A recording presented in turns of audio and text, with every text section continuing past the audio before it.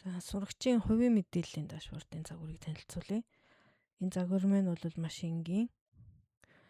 За үндсэн мэдээллүүд сурагчийн дугаар, нэр, анги, хичээл, эрсдлийн хувь дундаж оноог оруулахад үнэлгээ нь автоматар тооцогдож гарч ирнэ.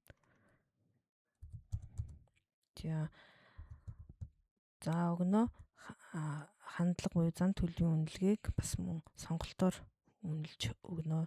Маш сайн болвол ногоон, сайн бол шар, сул бол улаан гэх мэтчлэн сонголттой. За багшийн тэмдэглэгийг мөн гараараа бичиж оруулж өгөх тохиолгоо орж ирсэн.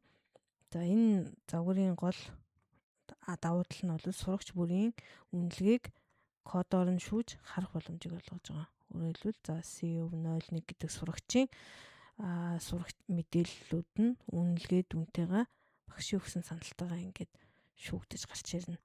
Гэх мэтчлэн одоо ингээд бүх сурагчийг ингээд шүүж харах боломжийг олгож байгаагаар давуу талтай.